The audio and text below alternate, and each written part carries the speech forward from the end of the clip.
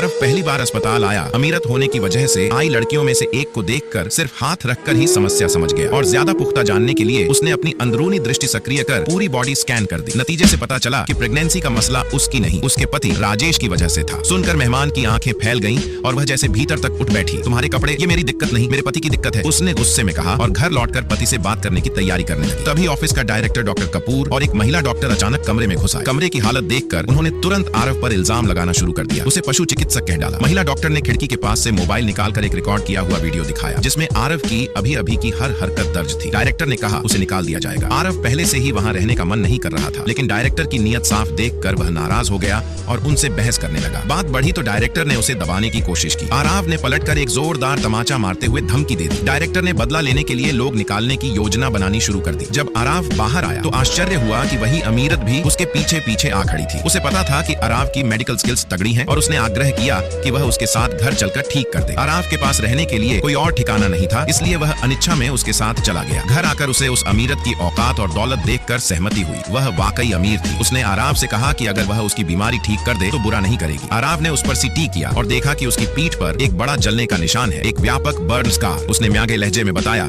कि उसकी प्रजनन क्षमता ठीक है, समस्या स्कार और उसके असर की वजह से है और इस घाव का इलाज संभव है। अमीरत तिरस्कार से बोली कि यह निशान तो विदेश जाकर भी खत्म नहीं होता, अगर तुम ठीक कर दोगे तो मैं तुम्हें 50,000 देती हूँ। आरव कर्ज में दबा हुआ था। उसने रिस्क लिया और इलाज पर जुट गया। 2 घंटे मेहनत करने के बाद भी उसने महसूस किया कि उसे और अभ्यास चाहिए। वह लगातार अभ्यास और साधना करता रहा। उसकी मेहनत रंग लाई और अंततः उसे भरोसा हुआ कि वह स्कार को ठीक कर सकता है। इसी बीच अचानक एक घबराई हुई औरत यहाँ भागती हुई आई और सीधे उसके सामने गिर पड़ी। उसे कोई लोग मार रहा था। पास वालों के हाथ में हथियार थे। आरव डरकर उसे तुरंत छोड़ना नहीं चाहता था। थोड़ी सी हलचल के बीच उसने मौके का फायदा उठाकर हमलावरों को चित कर दिया और घायल औरत को बचा लिया। वह उसे घर ले आया, मगर अमीरत की दोस्त तानिया ने आपत्ति जताई। यह विला अमीरत का घर है और वह नहीं चाहती कि कोई अजनबी औरत अंदर रहे। आरव ने समझाया कि उसे पीछा किया जा रहा था और वह केवल अस्थायी तौर पर उसकी मदद कर रहा है, लेकिन तानिया और अधिक सख्त हो गई। डायरेक्टिव अंदाज में कहने लगी कि ऐसे लोगों को घर में नहीं रखा जा सकता, यह आग भड़काने जैसा है और तुरंत उसे बाहर निकाल दो। आरव ने कहा कि वह किसी को मरते हुए नहीं छोड़ सकता। तानिया ने उसे रोकने की कोशिश की तो आरव ने उसे धक्का दे दिया, पर हिंसा करने का इरादा नहीं था, बस उसे संभालकर जमीन पर गिरा दिया। एक पल में सबको एहसास हुआ कि आरव किसी मामूली शख्स की तरह नहीं। उसने चुटकी में घायल औरत के शरीर से गोला निकाला